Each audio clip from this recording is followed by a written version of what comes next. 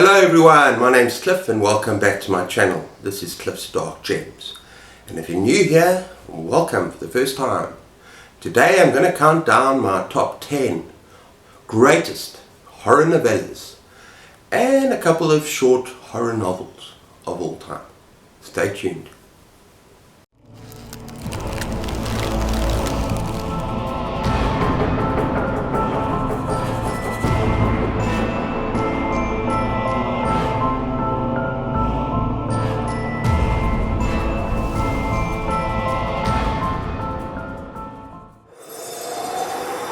Okay everyone, so as mentioned, not all of these books are purely novellas. We have got one or two what you would strictly call shorter horror novels. Not within the word count, the page count of a novella. And one or two of these are also perhaps longer short stories, but I thought they would make the cut. Second of all, a rule. The biggest rule that I've got is that I'm only going to mention an author once. Otherwise, someone, he who cannot be named, might appear on this list countless times, and we don't want that. I might do a separate list for the king of horror at a later stage, so look out for that video. Okay, first up, a couple of honourable mentions, and this is more like a long short story, and I'm starting with the sickest, most twisted, most disgusting story out of the whole lot. And this is called On the Far Side of the Cadillac Desert with Dead Folk by J.R. Lansdale. Now this book is, truly twisted. It's basically a kind of post-apocalyptic world. There was a zombie apocalypse that's being contained, where now the zombies are kind of like, not sex objects, but they sort of, And we find this bounty hunter who's chasing this serial killer, this pedophile serial killer, rapist, and he finds him in a bar, and he confronts him and captures him.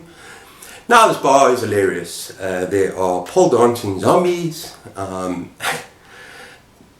have had, I don't know if I really should say this on booktube, but it's what happens in the story. So they've had their hands lopped off and they've had their mouths muzzled so they can't chew. And you can dance with them, right? And you can do other things at a price as well, but I'm not going to go into that because it's just nauseating. But anyway, this guy captures the serial killer and he's got to take him to justice. And in order to do that, he's got to cross this desert. It's like a Nevada desert. And there are cars, Cadillacs, buried in the desert. And at the other end is a town where he's going to face justice. And justice is, probably in the case of a pedophile serial killer, pretty like a good thing, but he's going to be pulled apart by tractors. Yeah, pleasant, right? So they set off, and I'm not going to say anything more except for the fact that in this story you have gun-toting nuns, you have mad priests, and you have all sorts of weird and bizarre things happening. And yeah, this story left quite a mark. I love Lansdale. It's just a lot of fun. Okay, the second special mention is taken from John Connolly Nocturnes. Now this is an excellent compilation. It's got two novellas, the other one is brilliant as well. But I've gone for the Cancer Cowboy Rides by John Connolly. This is very disgusting, kind of disturbing novella. And it's about this cowboy named Buddy who has a nasty disease within him, very nasty, makes him cough up blood, black blood, and all sorts of things are happening within inside of him. And the only way that he can kind of get rid of it and feel a bit better is if he shares the love. So that's what he ends up doing, kind of nasty, kind of evil, but in order to feel better he has to increasingly pass on what he's got to more people. So yeah, it's a very sick, twisted book as well, but it's a great horror book. And there's some excellent characters, and yeah, I found it quite a lot of fun. So that is the Cancer Cowboy Rides. Okay everyone, now we're moving on to the list. At number 10 we have The Night Calls the Green Falcon. Night Calls the Green Falcon by Robert McCammon. Now this is the only short story compilation of his that I've read. I love his longer novels, and for me this was a bit of a mixed bag. But this particular novella was absolutely exceptional and a shining light for me.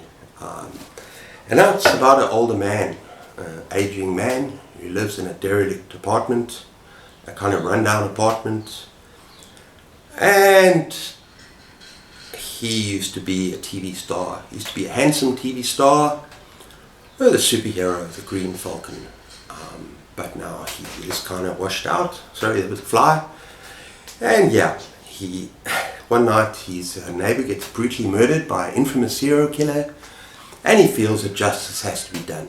And it has to be done by him, an aging man who pulls on his suit to go out for justice once more. And he teams up with the most unlikeliest of allies in pursuit of the serial killer. Now, this is a very fun, action-packed, and yet kind of sad and nostalgic look at, kind of when we get old and we look back at our past glories, trying to relive our past glories. But you really root for this guy, and you really want him to succeed. And it's a beautiful novella. As I say, it's exciting, it's bittersweet, it's nostalgic, and yeah, I really loved it. It's Robert McCammon writing best in his shorter form. That is Night Calls, the Green Falcon.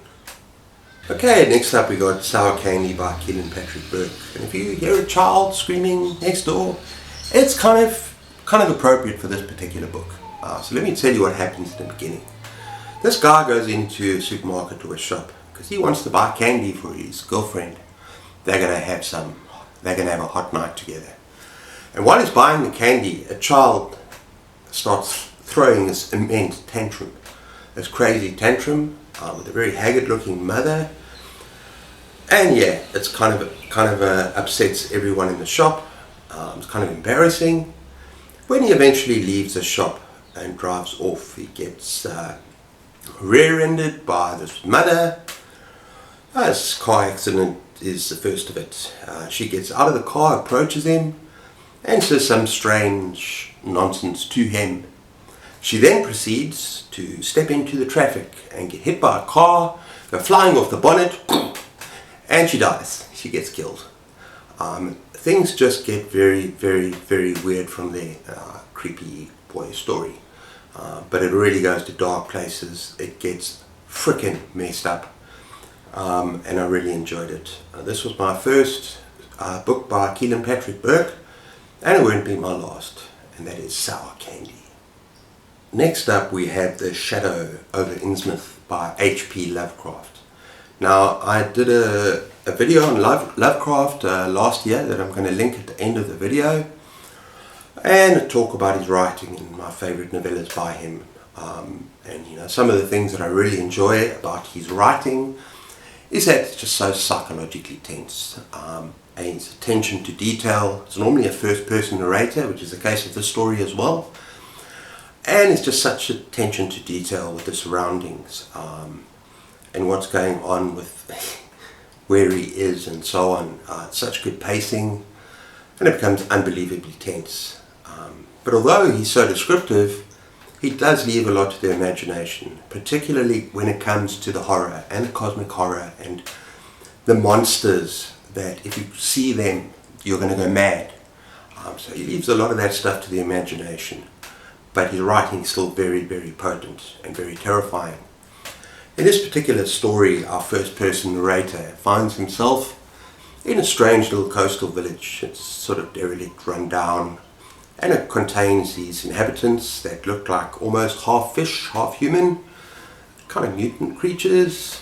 And the more he stays in that town and the more he explores, the more he realizes that something is afoot, and just realize that it is quite terrifying. This town holds a dark secret, Insouth. And he has to escape one night and he runs for his life. That's just such a fast-paced, excellent, terrifying little novella. There's so many favourites that I've read by Lovecraft, but this is my number one. It really hit me, and the ending is just freaking mind-blowing, which I'm not going to go into. It's just very powerful, very tense, thrilling, And yeah, love for that. Okay, next up we have The Willows by Algernon Blackwood. Now, I discovered this author last year, and all I can say is wow. The Willows was my favourite of the two novellas that I read. The other one I read, I can't remember the name now, I'm not even going to go there. I think it was called, The Wendigo. Yeah, that's right. But this story is just unbelievable. It's about these two friends who go canoeing on the Danube River, super experienced outdoors men, and they end up taking camp for the night, and the wilderness and their surroundings and the environment start almost acting against them. It's threatening. And I just want to read what I said on Goodreads just very briefly, because I used to be a field guide for 2 years. So because this novella takes place in the wild, it touched all the right things for me.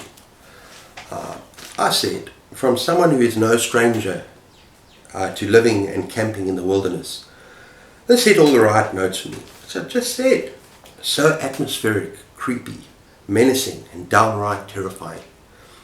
No need for blood and gore, absolutely none in this particular novella.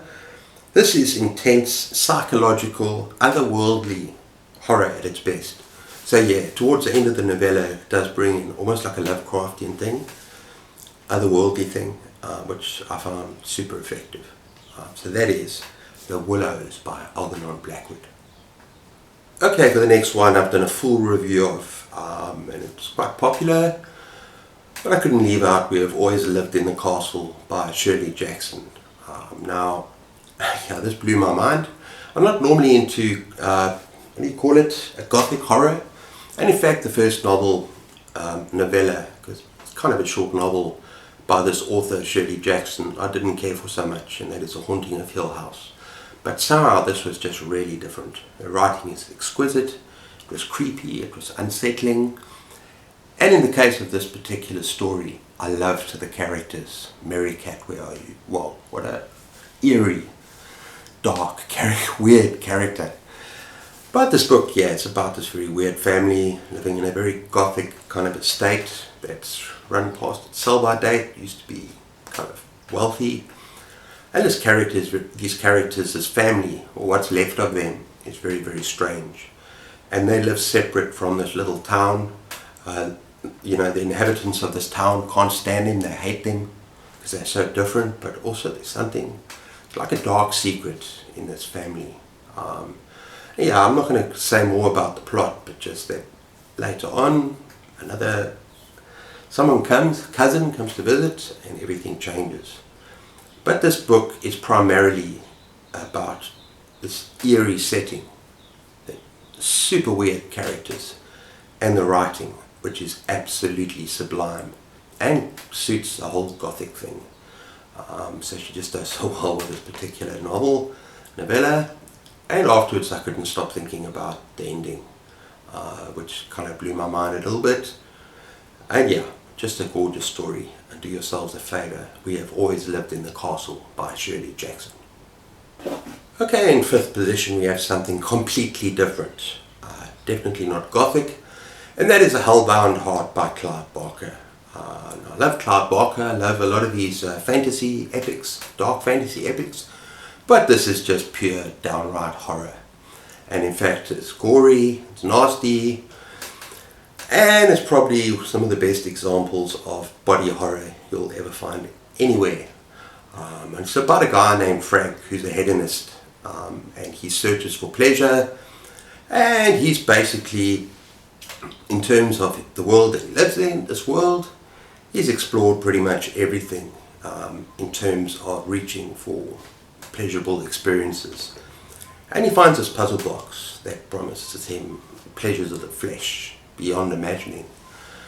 And he opens up this puzzle box and he ends up in this other, I suppose you can call it, world, and hoping that his dreams and his wishes will be fulfilled. But he gets a lot more than he's bargained for, because he meets these terrifying Cenobites who come at his calling. And unfortunately for him, pleasure and pain for these Cenobites is intricately interwoven. It's very much the same thing, and they kind of rip him to shreds. Now you think about the movie Hellraiser, where you see these Cenobites a lot more than in this book, but the book is still very, very effective. And of course, as messed up as Frank is, kind of the body horror is fantastic. This is just the beginning of the story. You've got some very unlikable characters. This book goes to very dark places, and yeah, it's just true classic Clive Barker horror. And the interesting thing about Clive Barker, when he writes horror, he might write the most descriptively nasty things, but he writes in such a way that makes him feel kind of beautiful in a weird way. And that's what I love about him. So that is the Hellbound Heart. Next we have a very strange, interesting, completely unique little existential horror story. It's just over 100 pages, and that is A Short Stay in Hell by Gregory Peck, right? Oh, sorry, Stephen Peck. And man, this just blew my mind, and I thought about it for days afterwards. I felt kind of seriously disturbed, I felt haunted. Very basically, this book is about a normal man. He's a Mormon man of faith, and he dies, and according to his faith he believes he's going to be reunited with his family in heaven. Instead he finds himself in this very bizarre hell, and it's sort of an infinite library. I'm not going to go into too much details, it's better to go in blind. And what he has to do sounds simple enough, is he has to find the book of his life, the book telling the story of his life, in this kind of almost, not just huge, but infinite library. I'm not going to say anything more.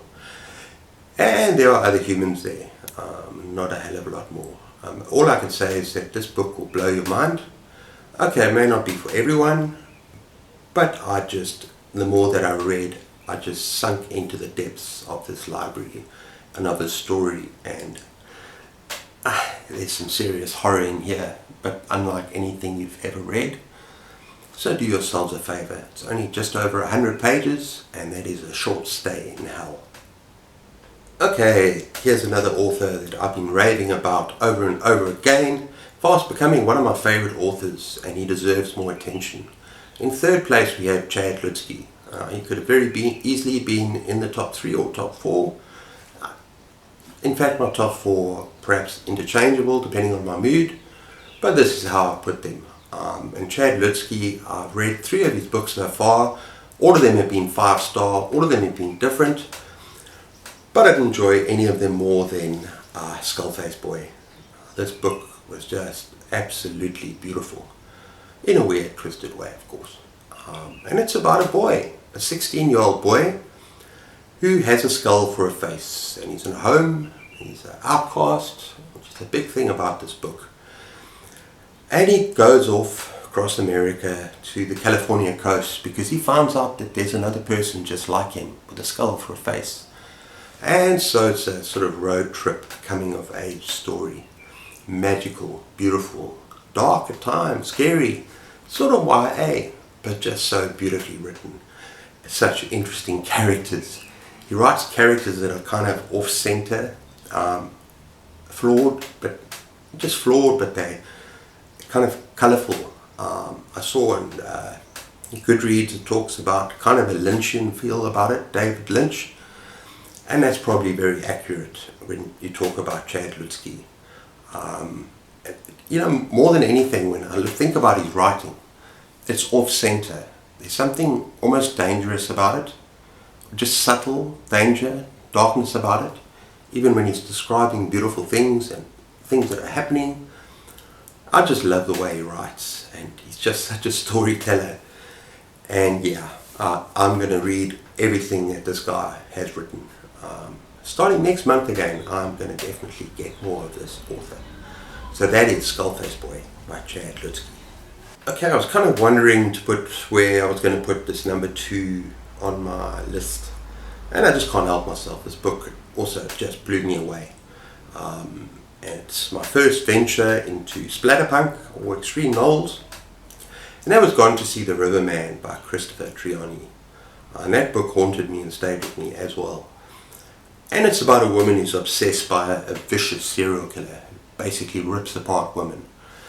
And she's completely obsessed. And visiting him in prison, she agrees to do a favor, where she has to retrieve a key from a chest and take it to the riverman down the river. Sounds simple enough. And it is dark and it's disturbing. And yes, there are scenes that are for splatterpunk. There are some very gross scenes.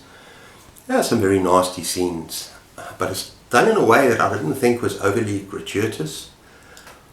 More of the disturbing stuff lies somewhere else. Family dynamics. I'm not going to say anything more to give away spoilers. But the thing about the story, it was just so beautifully written and so imaginative and rich and deep. And with these kind of almost cosmic elements towards the end that I really enjoyed. This Riverman character. And yeah, I absolutely loved it. And just the relationship between these two sisters. I'm not going to go into too much spoiler territory. It's kind of sick and it's twisted and the family dynamic is very sick. But yeah, there's also some horrendous scenes in here. So it's not for the faint of heart. So check your trigger warnings, people. When you read extreme horror, you shouldn't actually have to be told that. But yeah, I absolutely love this novella, and it is Gone to See the Riverman. Okay, next up I cheated a bit. I could have made this all about novellas, but I did say in my thumbnail as well, and I said it's the introduction, and we're going to be one or two short novels. Now this particular book has often been sort of lumped in with novellas, but it's not a novella. It's longer than that, but it's still a short novel that I highly recommend, and it is definitely the shorter, darker horror work of fiction that is number one on my list, and that is A Long Walk by Richard Bachman, aka Stephen King. And I think one reason why people consider this a novella is because it's lumped together with 4 other books in the Bachman books. But yeah, it's longer than that, but it is so potent and powerful. And it's about this contest that takes place on this almost dystopian world where these boys, 100 of them, 16-year-olds, something like that, and they have to do this marathon. They take part in this marathon where they walk and there's no finish line. And they walk, and they're going to walk at 4 miles per hour, and they can't go below that. And if they do, they get warnings. They get 3 warnings, and then you're out. And you're permanently out of the game. And it's basically the last person standing, last man standing, basically gets anything they want for the rest of their lives. And they're not allowed to get any outside help from anyone watching. But in fact, the organizers, the people that sort this concert out, this contest out, and the people watching, you know, this is for their enjoyment. And it's horrifying. It's bleak, it's harrowing, it's almost physically traumatic. Being with these boys as they march, it's like a death march. And you feel their physical pain, and you feel their blisters on their feet, and their desperation. And what really drives this small novel, it's not a novella, but what really drives it is the characters, the boys themselves. And you just learn about each character, and you learn about their relationships and how they're trying to build each other up at the same time. And you don't want to see your favorites get hurt. You don't want to see them get hurt, shot, dead. And it's just terrifying. It's one of the most terrifying things I've ever read from any Stephen King. And I didn't put it on my top 10 Stephen King novels because I didn't realize it was a novel. I thought it was a novella, but I was so wrong. So I am putting it on this list. And it's remarkable, the fact that this was written when Stephen King was still not at high school, he was still a student at university. This is actually the first work that was published that he ever wrote. And it actually was published after Carrie. And that makes it remarkable that he wrote this, The Long Walk, when he was just a student. It's just so powerful. So yeah, that is A Long Walk by Stephen King. Okay everyone, so that's my video. I hope you enjoyed that. Let me know what you think. Let me know what some of your favorite novellas or shorter horror novels are, or even longer short stories. I'd love to hear from you, and let me know what you think about my choices. But yeah, I really hope you enjoyed that. Take care of yourselves, keep those pages turning, and cheers.